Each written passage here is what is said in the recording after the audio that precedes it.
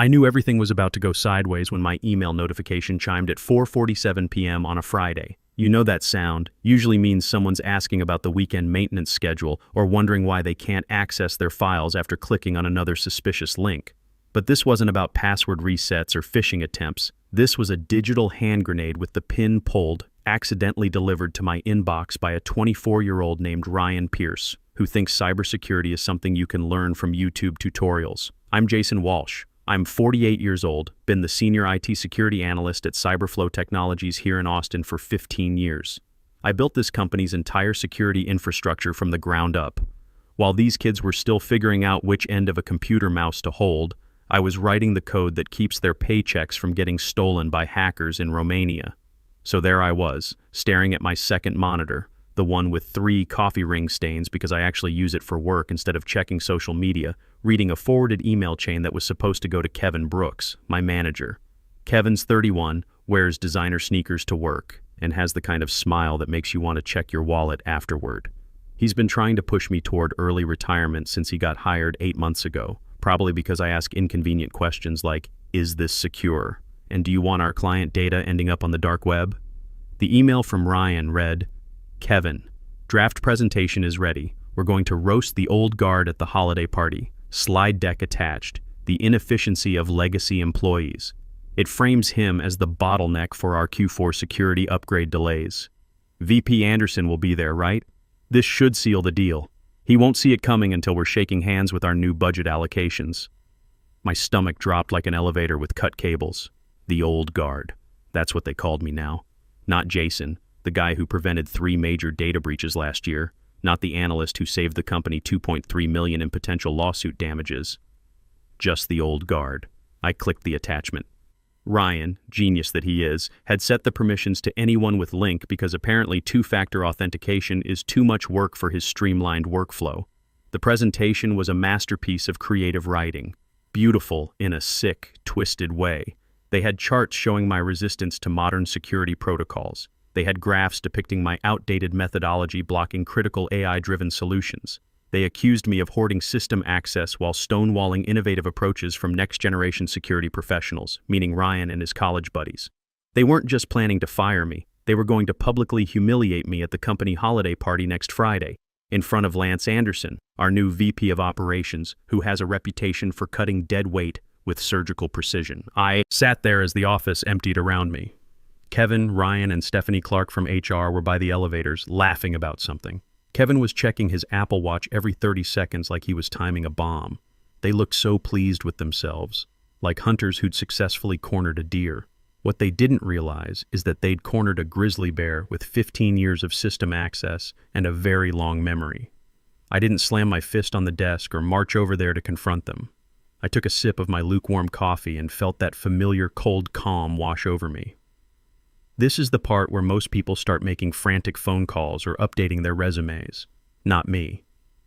I learned a long time ago that in corporate America, panic is just fuel for the machine that destroys you. I downloaded their slide deck and took a screenshot of the email thread. Then I pulled the metadata to confirm Ryan created it during company time, probably while he should have been reviewing the security protocols I'd assigned him 3 weeks ago. They wanted to frame me for blocking security improvements. That's rich. That's like accusing a fish of being too wet. They forgot one tiny detail. I built the access logs they were planning to manipulate. I wrote the monitoring systems that track every keystroke, every permission change, every time someone even looks sideways at a sensitive server. I glanced at the clock, 5:02 p.m. The elevators dinged, carrying the 3 conspirators down to whatever trendy bar they frequent. I was alone in the office with just the hum of the server room and the gentle buzz of fluorescent lights.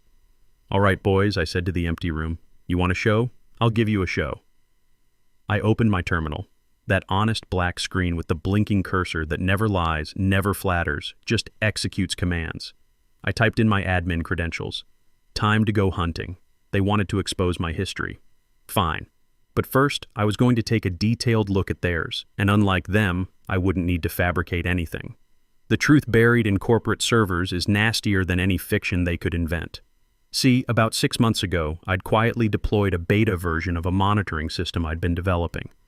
I called it Watchtower, a network analysis tool that runs in the background, silently recording not just what happens on our systems, but when, where, and from which devices. It wasn't officially launched yet, wasn't in any release notes. It was my side project, running like a digital ghost in our network infrastructure, collecting data for the day I might need it. That day had arrived. Monday morning arrived like a tax audit, inevitable and unwelcome. I walked into the office wearing my standard uniform, khakis, button-down shirt, and the expression of someone thinking about server configurations. The office buzzed with that manic holiday energy that makes me want to work from home permanently. There was tinsel wrapped around the coffee machine. Someone had put reindeer antlers on the printer. And huddled in the glass-walled conference room was the conspiracy crew, Kevin, Ryan, and Stephanie, pointing at whiteboards and looking very pleased with themselves. When I walked past, their laughter stopped like someone had hit a mute button. Kevin gave me a little wave, the kind you give to someone you're planning to bury. "Morning, Jason," he called out. "Excited for the party Friday?" "Can't wait," I replied without breaking stride. "I'm hoping the open bar has something strong enough to erase the memory of Q4. He laughed, a dry, nervous sound. "Keep your calendar clear around 8 p.m., okay? We have a recognition segment planned." Recognition segment. Corporate speak for public execution. "Wouldn't miss it," I said. While they were busy choosing fonts for my professional obituary, I was performing a digital deep dive into their entire work history. Watchtower had been watching, and what it recorded was going to make their little PowerPoint presentation look like amateur hour. I started with the basics. System access logs from the past 3 months. I wanted to see exactly when and how they'd been accessing the files they claimed I'd mishandled. What I found was better than I'd hoped. Ryan's access patterns were a complete disaster. The kid had been logging in from unauthorized locations, coffee shops, his apartment complex, and most interesting, from an IP address that traced back to a residential building downtown. I cross-referenced that with our vendor database. Bingo. Secure Link Consulting. Kevin had brought them on board 4 months ago for strategic security modernization. The billing address matched the downtown IP where Ryan had been accessing our systems at 2 a.m. I dug deeper into the financial records. SecureLink was invoicing us $12,000 per month for vague services, threat assessment optimization, and legacy system integration.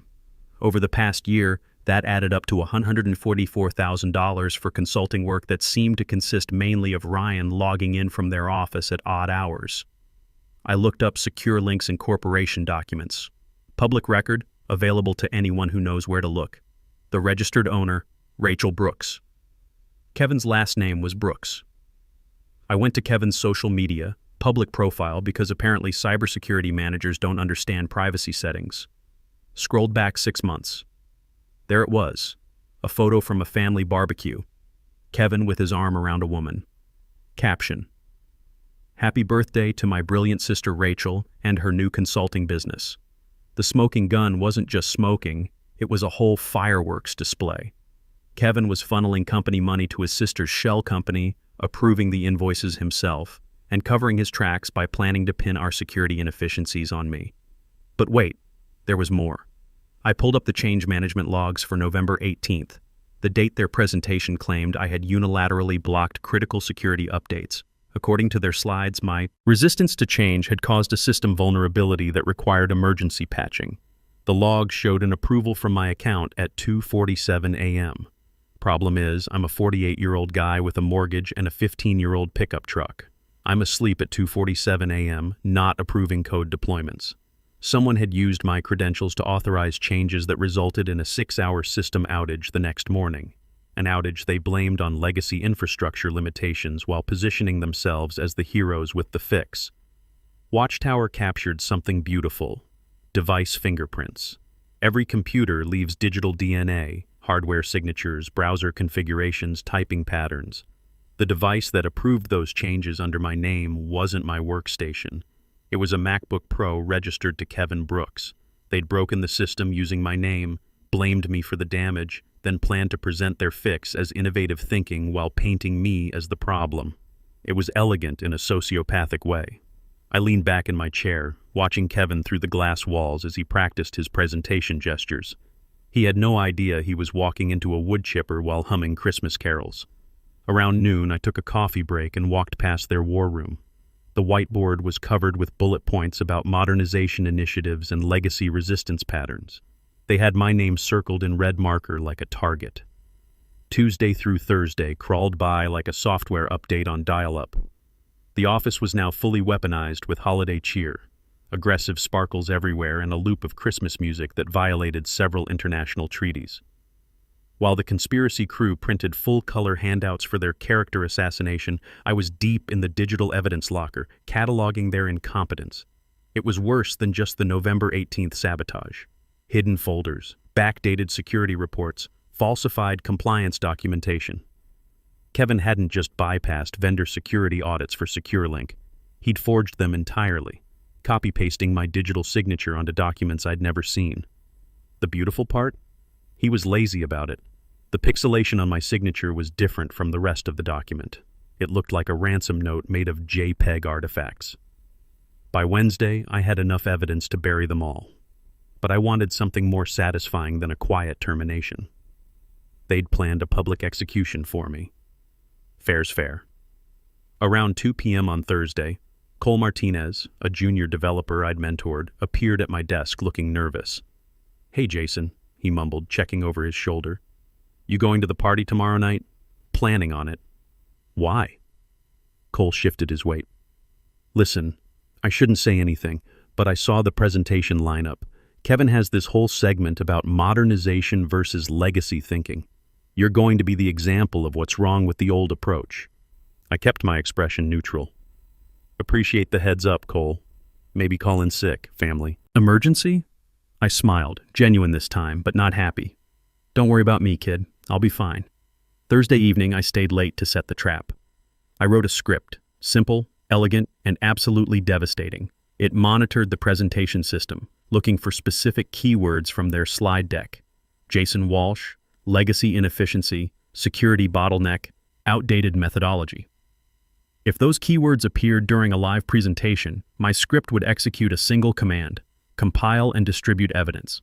It wouldn't just crash their PowerPoint, that's petty. My script would compile everything: the forged signatures, the shell company invoices, Ryan's unauthorized access logs, Kevin's device fingerprints, the November 18th sabotage evidence, and instantly email it to 4 recipients: General Counsel, HR Director, External Auditors, and Lance Anderson. Subject line: Automated Security Alert. Internal Fraud Detected. Level 1 Severity. I tested it in a sandbox environment. Worked perfectly. It was a digital landmine. All they had to do was walk into that room and start their presentation. Friday arrived with the grim inevitability of a root canal. The office vibrated with Mariah Carey at volumes that made my coffee ripple. Kevin was wearing a velvet blazer that looked like it was stolen from a 1970s game show host. Ryan had on a sweater that said "Coding is my cardio." Stephanie wore reindeer antlers that bobbed when she walked. I spent the day doing absolutely nothing productive. Moved my mouse occasionally to keep my status active, but mostly stared at my screen, visualizing the code I'd planted sleeping in the presentation server's root directory like a digital time bomb. At 4:30 p.m., people started leaving to get ready for the party at the downtown hotel. The company was bleeding money laying off support staff, but sure, let's spend 50 grand on shrimp cocktails and an ice sculpture. I packed my things methodically: my framed photo of my restored '67 Mustang, my lucky coffee mug, my backup reading glasses. It felt like clearing out a desk for the last time. In a way, it was. Monday morning, everything would be different. I drove home in silence, stopped at the liquor store, and bought a bottle of good bourbon. Not the usual Friday night stuff, but the celebration whiskey. Woodford Reserve, the kind you save for special occasions.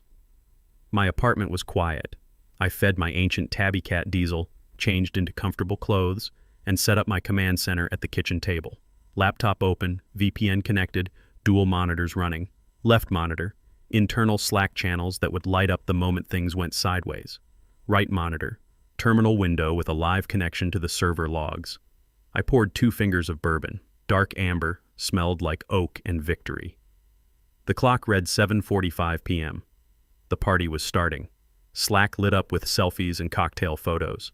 Kevin posted a picture of the stage with the caption, "Big night ahead, time to embrace the future and learn from the past." Innovation. Learn from the past. Careful what you wish for, Kevin. The hotel ballroom would be filling up now. Round tables with white tablecloths, dim lighting, the smell of expensive perfume and cheap ambition. Lance Anderson would be sitting at the center table, flanked by other executives. Kevin would be backstage, adjusting his mic, sweating in that velvet blazer despite the air conditioning. 8:14 p.m. Terminal showed. File open. Q4. Security modernization, so final V3. PPTX. Here we go. I leaned forward. My house was silent except for diesel purring and the refrigerator humming. It felt like the moment before lightning strikes when the air gets electric and every hair on your arm stands up. Terminal, slide advance. 1, 2, 3. Kevin was going through his intro slides, warming up the crowd with jokes about holiday office parties and year-end reviews. Terminal, slide. 4, 5. Getting warmer. He'd be talking about innovation now, about the need for fresh thinking in cybersecurity.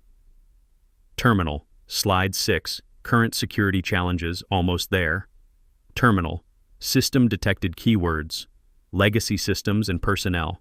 Jason Walsh, security analyst. Bottleneck identification. The words on my screen turned from green to red. Trigger condition met.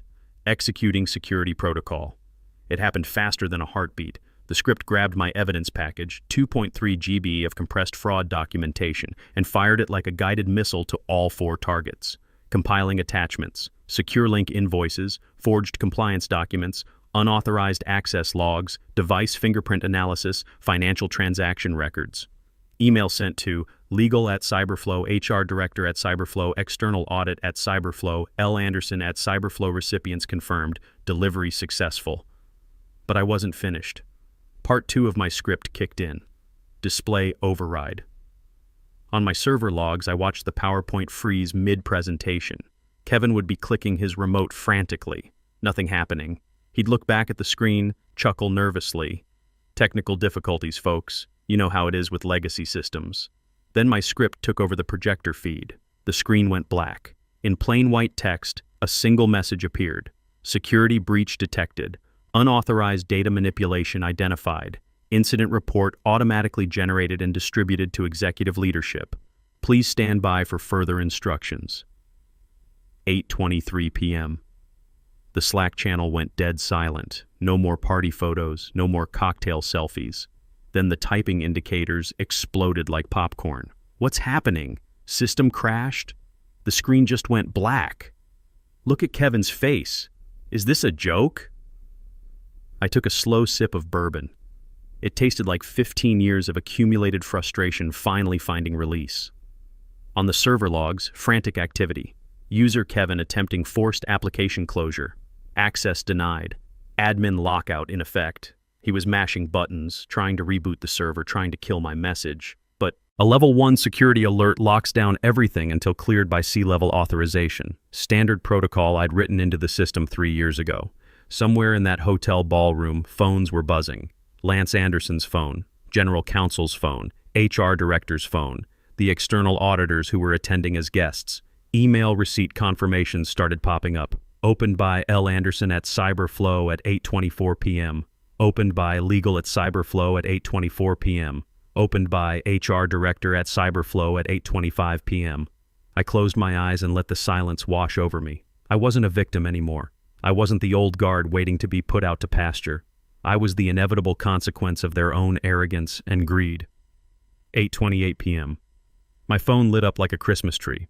Caller ID, Kevin Brooks. I let it ring once, twice, 3 times. Let him sweat. Let him hear the sound of his career circling the drain. Finally, I answered. Hello, Jason, where the hell are you? Kevin's voice was an octave higher than usual. Background noise of a room in chaos. Confused voices, the clink of silverware being set down, the heavy silence of a party that had suddenly become awake. I'm at home, Kevin. It's Friday night. The system's crashed. The screen is locked on some security alert. The VP is asking questions. You need to log in and clear this right now. Did you check your email? I don't have time for email. The presentation is ruined. Just fix the screen. You should check it. Specifically, the automated security report that just went out to the board explains everything. Pause. Heavy breathing. The sound of a man realizing he's been outplayed. What did you do? I didn't do anything, I said, settling back in my chair with my bourbon. The system did it. Watchtower detected unauthorized financial transactions and forged documentation. Specifically, it found someone routing company funds to SecureLink Consulting while using stolen credentials to sabotage security protocols. The silence stretched like a tightrope over a canyon. "You can't prove anything," he whispered, but his voice had lost all its swagger. "Kevin, I built the system that caught you. Device fingerprints, IP geolocation logs, financial transaction records, forged signature analysis. It's all in the report that just went to the board of directors. Listen, we can work this out. I'll get you that promotion we talked about. Just kill the alert and we'll forget this whole thing happened." "Too late," I said, taking another sip. When fraud exceeds $100,000, it triggers automatic external reporting. The external auditors got copies. I can't stop it. You can't stop it. Lance Anderson can't stop it. It's federal now. You destroyed my life." "No," I said, reaching for the end call button. "You tried to frame the guy who built the digital prison. You just locked yourself in." I hung up and turned off my phone. Kevin called back 4 more times. I let them all go to voicemail. The weekend passed in a blur of news updates through the company's Slack channels. By Saturday morning, IT security had seized Kevin's workstation. By Sunday, Ryan and Stephanie were suspended pending investigation. The hotel was probably still trying to figure out what happened to their AV system. Monday morning felt like walking into a library after a tornado.